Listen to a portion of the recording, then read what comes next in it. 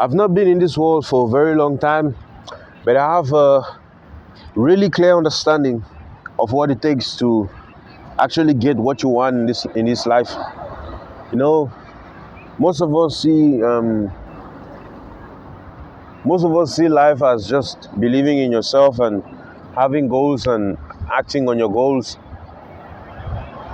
But when it comes to really living a fruitful life, a godly life, there's more into that, man. There's more that can go wrong. There's more stuff which you cannot control, but you have to work with it because you can't escape the vicissitudes. You can't escape the challenges of life. You can't hold yourself back from attacking challenges and overcoming them because that is what God uses to mold you up, to build you up, to turn you to who you're destined to become. But when we instead chase pleasure, we go after the good part, the sweet part, our fleshly desires, then we are misled. And it's easy to say we are misled by the devil. But no, we're not misled by the devil. We mislead ourselves. Because you see, what happened is the devil comes into your heart 24/7, monitoring you, checking what's going on and looking for a loophole to attack. And now, if you're not constantly in a state of withstanding the attack or in a position where you can not be attacked or overcome the attack, or if you're not in that state throughout your day, then you're always gonna fall. You're always going to fall. And a good way to deal with this is, like our men of God always tell us, always be in a state of meditation, always be in a state of being faithful to God in all things that you do. And that's something that has really helped me also. It has helped me, and it's very important, especially in my life. Because every single day there's challenges which come into our way. Like, you wake up in the morning, you're driving, all the robots are green. In a split of a second, you have someone giving you negative energy, or maybe giving you a bad compliment, or reacting to the good you did in a bad way. People come like they're sent by someone, but it's just the way life works, man. There's no smooth path. If you see good things happening in your life, then you must know that tough times are around the corner.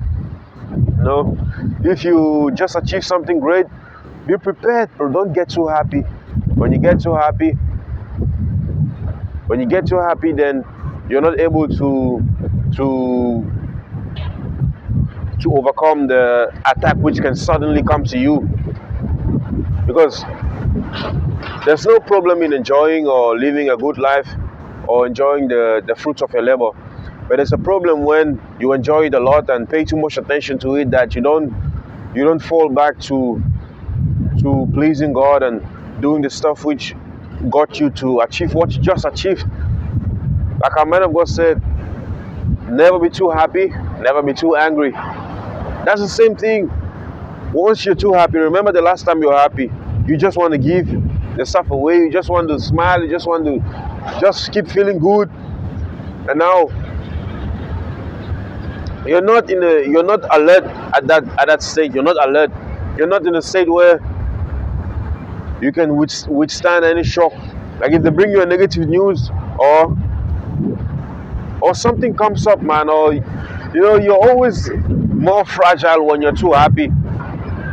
Always think about this. When next you're very happy, just know that you're in a fragile state now. You're in a state of being so fragile that you can fall off. You can fall off anytime. Anytime you're too happy, like you're smiling. Maybe you're on a picnic. Always have it in mind that, hey bro, I can fall off anytime. I have to be careful. I must be careful. I must slow down. I must not be too happy, Because sometimes when you cling onto things, when you hold on to things, you lose them. Like the example I made earlier in this video, I was talking about me having being able to work on Sundays and still come back to work and work, that was the grace of God, big time. So imagine if I was trying to cling to my work and trying to please my supervisor all the time and just cling to my work and make sure I'm always working,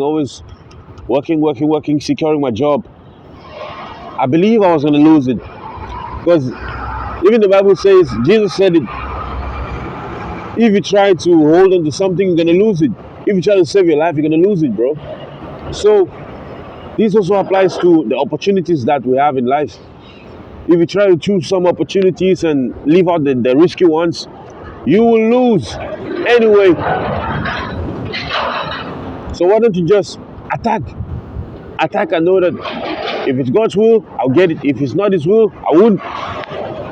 But having a habit of holding on to things is very damaging. It's not going to really help you. It's going to help you somehow, but as a godly man, it's not going to take you really far.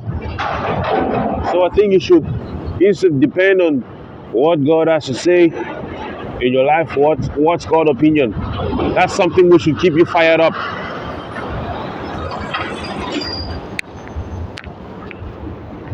Not your situation, not your boss' opinion, but what God has to say about your situation. That's what should fire you up. That's what you should cling on to. Because if you cling on to your job or you cling on to trying to please someone or trying to look good for someone or trying to impress or trying to just buy that car, or, when you hold it, you put your heart on something, you're going to lose it. If you love a family member so much, remember, the family members you lose are the ones which you love so much. Most of the time you don't lose the one which you don't really need. I don't say this like it's a fact, but this is just an observation that I've been observing in life for the past 23 years I've been living in this world. So this is just an observation, man.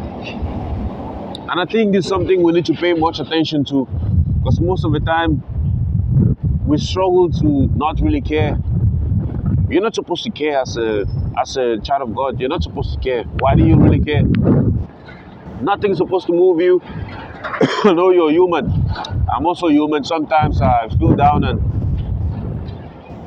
and the best thing, the best way that I always deal with it is casting it all to Jesus, presenting it all to the throne of God. So this is something that I'm also working on. I just call this out so you can also steal it or use it also in your own life. Stop holding on to things, bro. Instead, hold on to what God has to say in your situation. Yo, I'm really coughing. The wind is not clean, man. It's full of dust. Maybe that's why I'm really coughing. That's a good day. It's lunchtime now, and Transnet trains are just walking around. You can see the trains going. Really nice. But who cares? Nobody. Just want to lay down now and press my phone or something,